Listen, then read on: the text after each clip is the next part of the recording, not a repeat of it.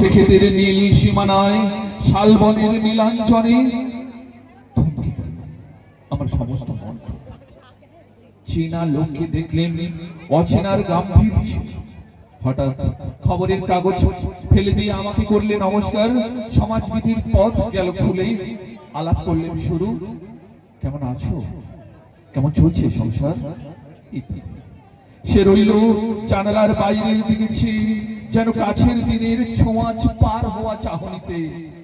দিলে অত্যন্ত ছোট্ট দুটো একটা জবাব, কোনটা বা দিলে বুঝিয়ে দিলে হাতের অস্থিরতায় কেন এসব কথা। এর চেয়ে অনেক ভালো চুপ করে থাকা।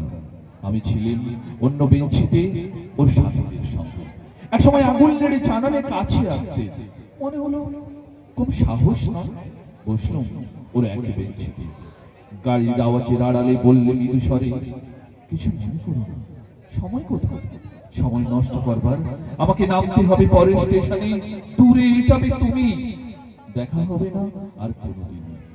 তাই যে প্রশ্নটার জবাব এতকাল থেমে আছে, শুনবো তোমার মুখে। সত্যি করে বলবে তো? আমি বললেন বলবো। বাইরের আলোর দিকে তাকিয়ে শুধুলো, আমাদের গেছে যেদিন একেবারে কি গেছে, কিছু নেই বাকি। একটু রইলেন চুপ করে, তারপর বললেন, রাতের তারায় আছে দিনের আলোর গভীর। খটকা লাগলো, কি জানি বানিয়ে বললেন নাকি। ও বললে থাক, এখন যাও। সবাই নেমে গেল পরের স্টেশনে। আমি চললেন একা। দ্বাদশ শ্রেণীর ছাত্রীরা মঞ্চে উপস্থিত হয়েছে। এরা আমাদের ছেড়ে চলে যাবে। বিদ্যালয় প্রাঙ্গণ এদের জন্য চিরকাল খোলা থাকলো। আমরা এই কয়েকজন ছাত্রছাত্রীকে আজকে পেয়েছি। আমাদের বিদ্যালয়ের ছাত্রীরা তাদেরকে বরণ করে নিচ্ছে।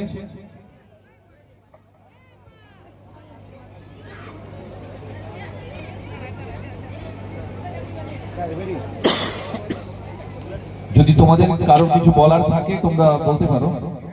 মুখে নাও, ঠিক আছে।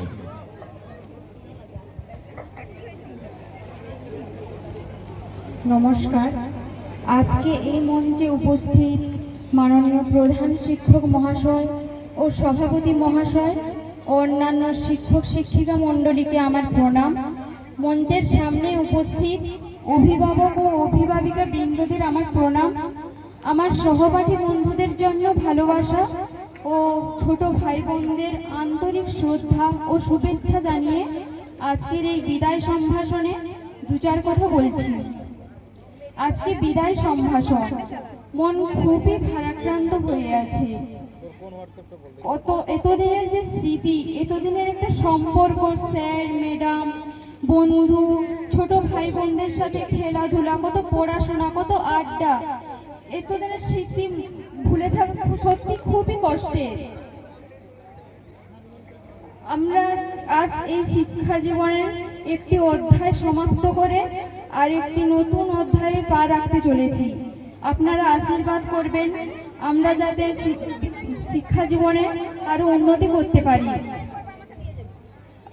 আজ এই বছর, গত 8 বছর, এই দীর্ঘ 8 বছর ধরে আমরা এই স্কুল থেকে আজ বিদায় নিচ্ছি।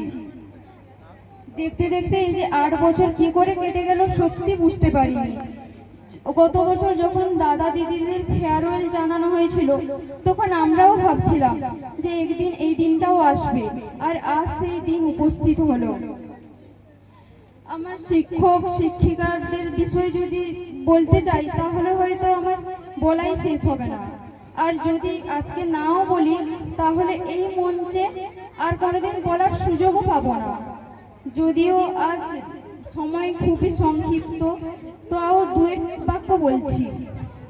যখন 5ম শ্রেণীতে উঠলাম তখন দুলাল স্যারের ভয়, যখন 9ম 10ম শ্রেণীতে উঠলাম তখন আরশাদ স্যারের ভয়। উনি যে মারতেন তা নয়, কিন্তু উনি ক্লাসে এলেই কেমন যেন থমথমে পরিবেশ। অমিত স্যারও কখনো মারতেন না, কিন্তু এমন ভাবে আমাদের কথাগুলো বলতেন এখনো মনে বাজে। আজ এই শেষ মুহূর্তে আমরা বুঝতে পারছি যে ওনাদের কথাগুলো সত্যি খুবই গুরুত্বপূর্ণ ছিল আমাদের জীবনে। আজ আমার এই বক্তব্য বেশ দীর্ঘায়িত করলাম না, তো আমার শিক্ষক শিক্ষিকাদের কাছে অনুরোধ, আপনারা যেন আমাদের মনে রাখেন, এইটুকু আশা রাখবো। আবার সবাইকে যথাযোগ্য স্থানে সম্মান জানিয়ে আমি আমার ক্ষুদ্র বক্তব্য শেষ করলাম। আর কেউ বলতে চাও? বর্ষাকে ধন্যবাদ। এই 8 বছরের দীর্ঘ বিদ্যালয় জীবনের সমাপ্তি হতে চলেছে।